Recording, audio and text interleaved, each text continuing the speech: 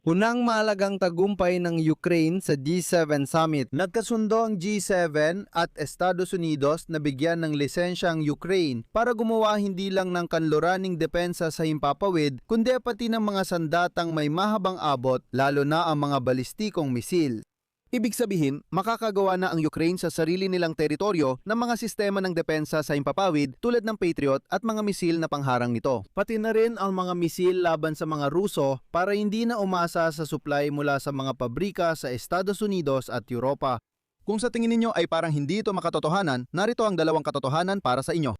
Matagal nang ginagawa ang mga misil para sa sistemang Patriot hindi lang sa US kundi pati sa Hapon at Alemanya. Nangako ang tagalika ng British Storm Shadow missile na tutulungan ang Ukraine gumawa ng mga cruise missile na aabot hanggang Moscow dito mismo sa Ukraine. Sa hinaharap, makakaroon ng Neptune 2 na lilikhain kasama ang mga Briton. Pero dito pumapasok ang pangunahing tanong, kailan ba talaga ito magsisimula? Kailan magsisimulang gumawa ng mga misil na panghar ang Ukraine para sa Patriot system kung makuha nila agad ang lisensya bukas? Ayan, tungkol dyan ang usapan natin ngayon at pag-uusapan natin ito ng maayos.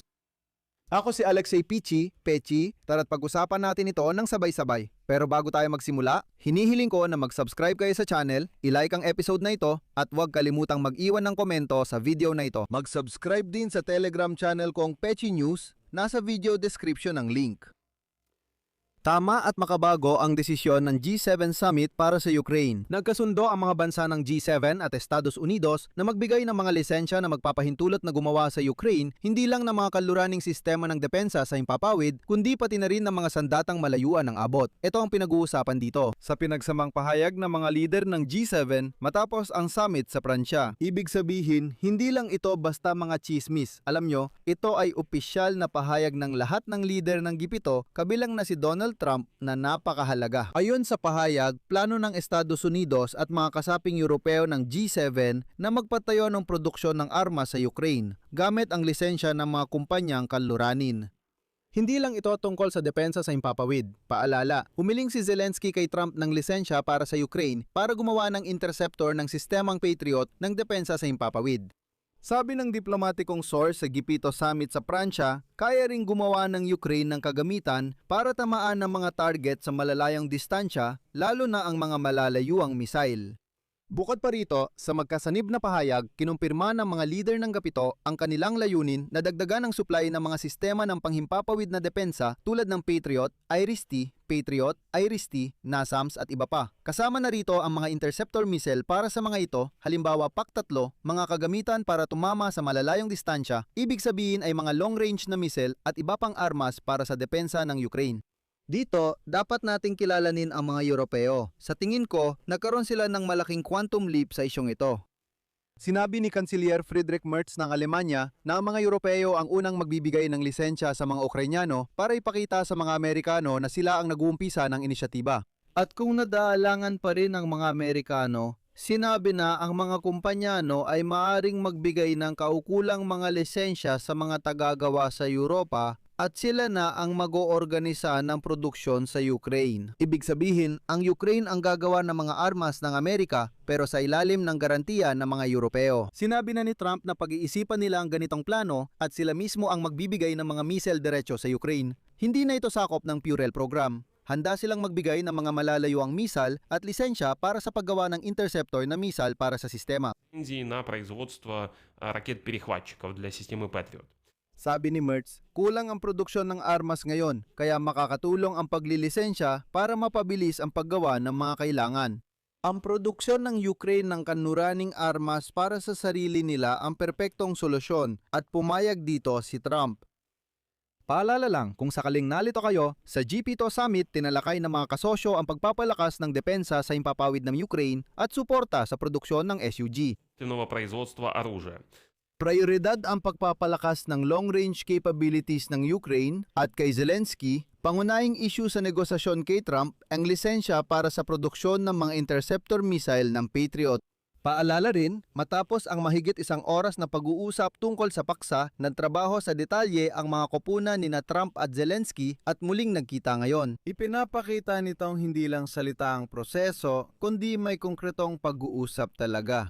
Sa huli, nakakuha tayo ng isang magkasanib na pahayag mula sa mga leader ng G7 kung saan ito ay opisyal ng nakasaad.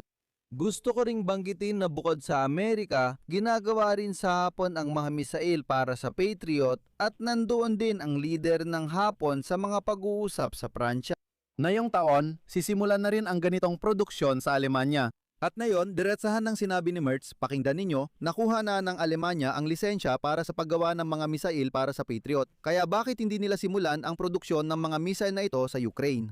At tila nagustuhan ni Trump ang ideya. Ganito ang ideya, ipaliwanag natin ng simple. Kailangan ng Ukraine ang mga misail na ito.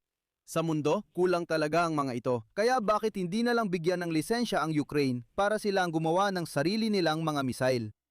Pero mahalaga dito na maging realistiko tayo, siyempre.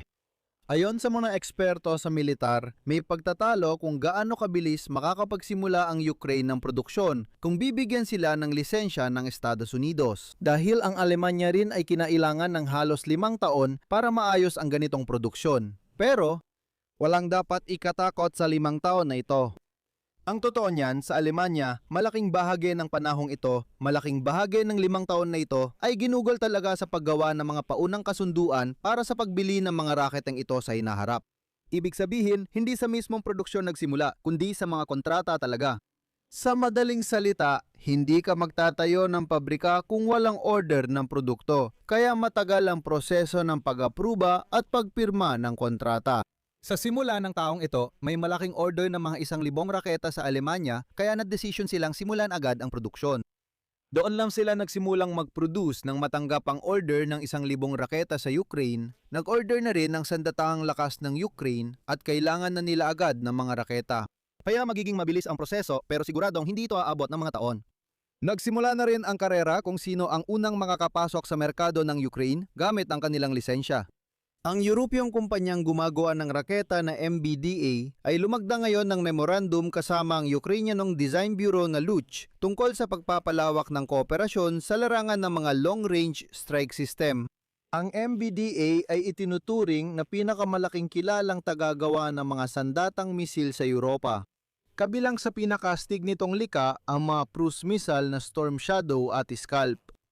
Ginagamit ito ng Ukraine sa pag-atake ng mga pasilidad militar ng Russia. At ang kasunduan ay naglalaman ng pag-develop ng Ukrainian cruise missile na Neptune para makagawa ng long-range strike system na Neptune 2 base rito.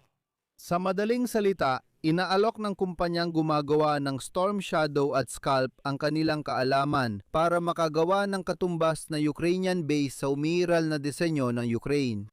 Idadagdag ko rin na ang State Design Bureau na Luch ay nagmamodernisa ng mga cruise missile ng sistemang Neptune. At ngayon, ang abot ng pinakabagong mga bersyon ng Neptune ay umaabot na ng 1,000 kilometro. Kasama ang mga Europeo, gaya ng naiintindihan ninyo, maaari pang makamit ang mas malalayong distansya. Ang mahalaga, walang sinuman ang magkokontrol kung saan pwedeng gamitin ang ganitong missile. Ibig sabihin, pwede nang tamaan ang buong Russia at walang kanluraning kaalyado ang pipigil sa atin. Dito ko natatapusin, ilagay ninyo ang inyong opinyon at mga konklusyon sa mga komento sa ilalim ng episode na ito. Mag-subscribe sa channel, pindutin ang kampanilya at huwag kalimutang mag-like. Kung gusto ninyong suportahan ang trabaho ng YouTube channel na ito, maaari ninyong gawin ito sa pamamagitan ng kahit anong donasyon gamit ang mga link at detalye sa description ng video na ito. May Patreon, Buy Me a Coffee, mga crypto wallet, bank details at YouTube sponsorship. Pumili kayo ng anumang paraang maginhawa para sa inyo at ako'y magiging lubos na nagpapasalamat sa anumang suporta mula sa inyo. Iyon lang, ingatan ninyo ang inyong mga sarili. Paalam sa lahat.